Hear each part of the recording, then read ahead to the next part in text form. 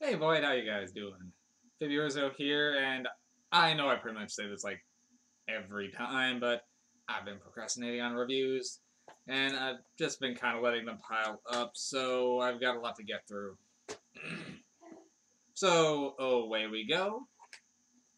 And I'm just reviewing these in the order that they were watched, so it would have been some point midway through last week. I finally got to revisiting Alien Resurrection, a not very popular film in the Alien franchise, but for me, you can't really get worse than number three.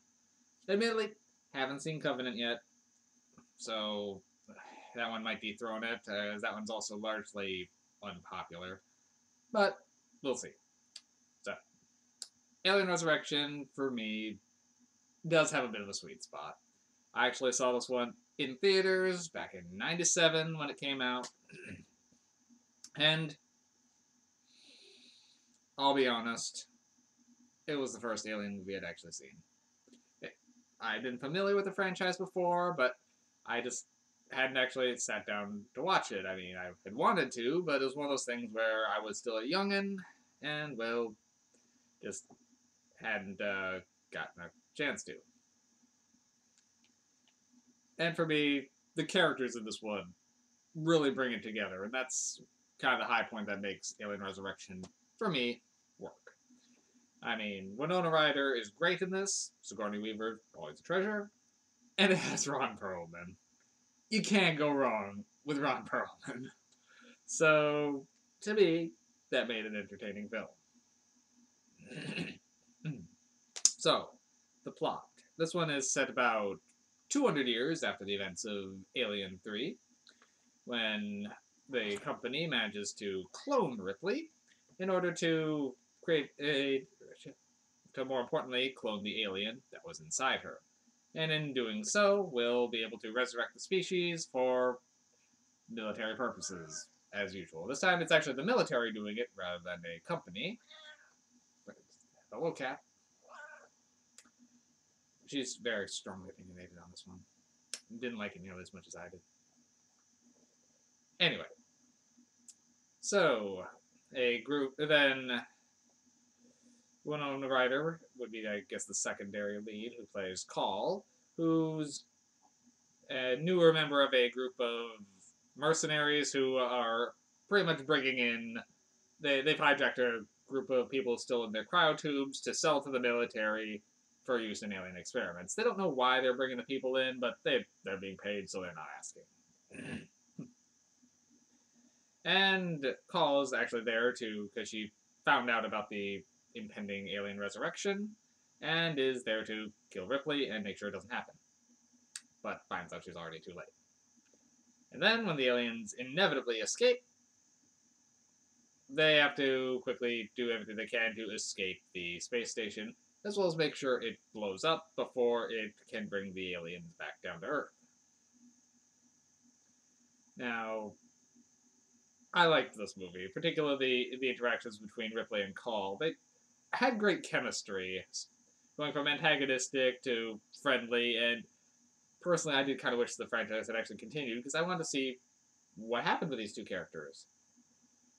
But given how they've handled in between movie things by just killing people off, I probably would have been disappointed since that's what happened to Hicks Newt.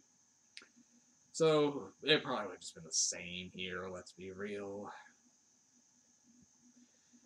Another side effect of the alien resurrection is Ripley has several alien like tendencies, including increased senses, strength, and a much more mild but older but still caustic acidy blood.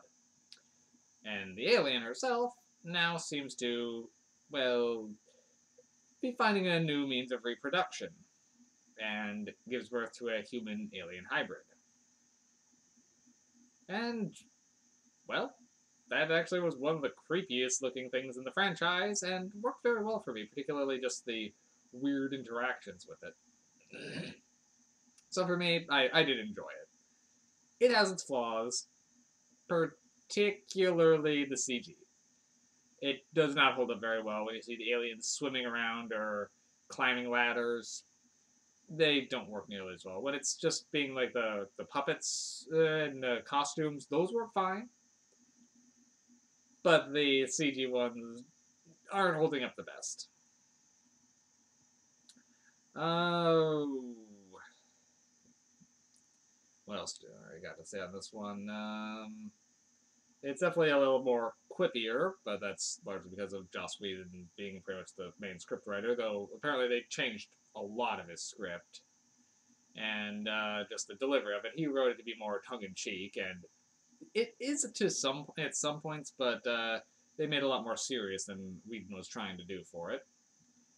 And they did kind of cut some things that I read about that they were considering, like Ripley having an imperfect memory of her events, like which it's kind of slowly coming back to her. But one of the things that they were going to have her was her trying to remember Newt, like remembering that she was with a younger girl for a while but couldn't recall. So I wish they would have put that back in. That would have been a nice little nod because I guess before that relationship was kind of the heart of Aliens, and that they did them dirty in Alien 3 because of it. So that's would have helped us smooth that over, but still didn't happen.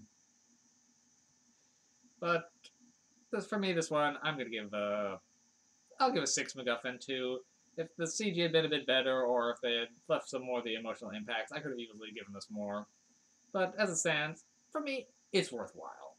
So, Alien Resurrection, it's fun, particularly with the interactions with both with Sigourney Weaver and Winona Ryder, and then just Ron Perlman being Ron Perlman. That whole crew kind of has early Firefly echoes, so check it out if you haven't seen it. Give it a shot. All right, I'll be back in just a couple minutes. I've got a whole stack here. Have a good day.